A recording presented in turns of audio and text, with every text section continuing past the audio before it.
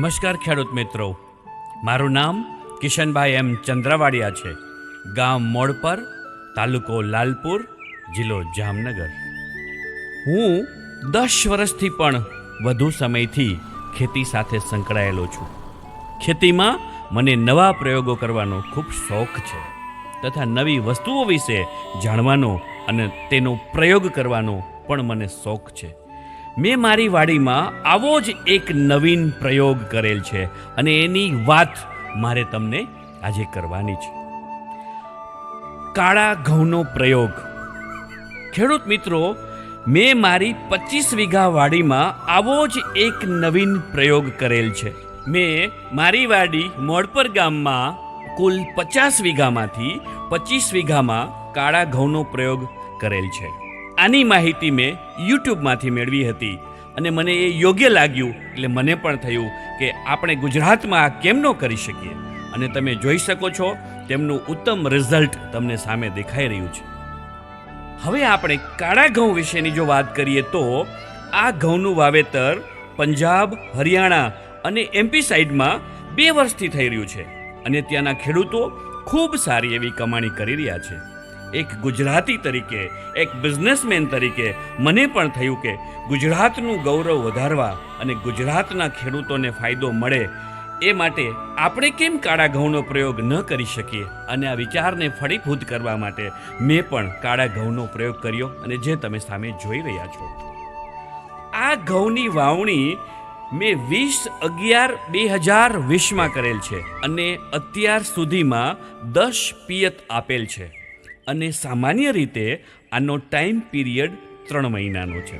હવે જે કાળા ઘઉંની આપણે વાત કરીએ છીએ તો આપણે કાળા ઘઉંનું મહત્ત્વ અને કાળા ઘઉંના જો ફાયદા જોઈએ તો આ ઘઉંમાં એન્થોસાયનિન નામનું એન્ટીઓક્સિડ રહેલું છે જેના કારણે આનો કલર કાળો છે. આ સિવાય કાળા ઘઉંમાં આયરન, પ્રોટીન અને ઝિંક જેવા તત્વો ખૂબ જ વધુ માત્રામાં રહેલા છે. આ ઘઉં ખાવાથી ડાયાબિટીસ અને કોલેસ્ટ્રોલ કંટ્રોલમાં રહે છે અને પ્રોટીન, ઝિંક અને આયરન જેવા તત્વો આપની તંદુરસ્તીમાં ખૂબ સારો એવો વધારો કરે છે. હવે ઘણી વખત આપણે હંમેશા આનું કહેવાય ને પ્રમાણ માગતા હોઈએ છીએ.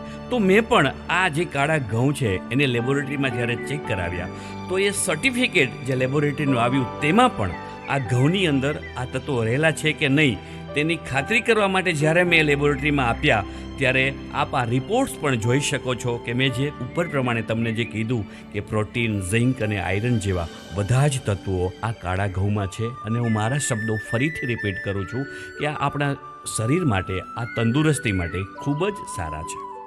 હવે પ્રશ્ન એ થાય કે વધારે ઉત્પાદનનું કારણ શું? ખેડૂત મિત્રો, સામાન્ય ઘઉં કરતાં કાળા ઘઉંનું ઉત્પાદન વધારે થવાનો અંદાજ છે. ખેડૂત મિત્રો, સામાન્ય ઘઉં કરતાં કાળા ઘઉંનું ઉત્પાદન વધારે થવાનો અંદાજ છે કેમ કે આ ઘઉંની ઉગ્યા પછી જે આડી ફૂટ છે એ વધારે થાય છે. એના કારણે લોરની સંખ્યા વધી જાય છે. ઉપરાંત લોરની લંબાઈ સામાન્ય ઘઉંની લોર કરતાં વધારે છે. ખેડૂત મિત્રો, સામાન્ય ઘઉં કરતાં કાળા ઘઉંનું ઉત્પાદન કરતાં વધારે જો મણ ઘઉં થાય તો ખેડૂત તરીકે આપણે વિચારી શકીએ કે આપણો જે ફાયદો છે એ વધી જતો હોય છે. વાત જો બજાર ભાવની કરીએ તો ખેડૂત મિત્રો, આ ઘઉંના બજાર ભાવની વાત કરીએ તો સામાન્ય ઘઉં કરતાં આ ઘઉંનો ભાવ વધારે છે. સામાન્ય ઘઉંનો ભાવ 20 કિલોના 400 થી 500 રૂપિયા હોય છે જે આપણે સૌ જાણીએ છીએ. જ્યારે આ કાળા ઘઉંનો ભાવ 3 ગણો હોય છે જેથી 3 ગણો વધુ ફાયદો મળે છે. તો છે ને એડવાઇઝેબલ વાત, છે ને આપણા લાભની વાત. હવે જો બિયારણ માટે આપણે વિચારીએ કે આપણા ગુજરાતની અંદર પણ આપણે આ બિયારણનું વિચારી રહ્યા હોય અને જ્યારે વાત આપણા ફાયદાની છે તો આ કાળા ઘઉં તૈયાર થાય એટલે હું બિયારણ તરીકે વેચવાનો છું. જો આપ કોઈને કાળા ઘઉં ખાવા માટે અથવા તો વાવેતર માટે જોઈતા હોય અથવા કોઈ પણ પ્રકારની માહિતી જોઈતી હોય તો આપ મારો સંપર્ક કરી શકો છો.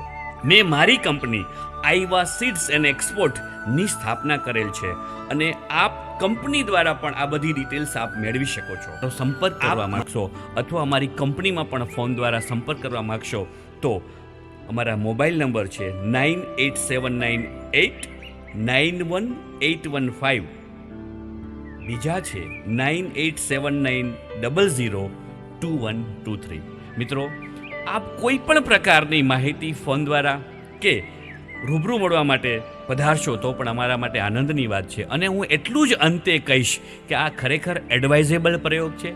ગુજરાતની સાથે સાથે તમારા અને મારા પરિવારની ખુશી માટે પણ આ ઘઉં છે એ સારા છે. તો વધુ વિગત માટે આપ ગમે ત્યારે અમારો સંપર્ક કરી શકશો. ખૂબ ખૂબ ધન્યવાદ.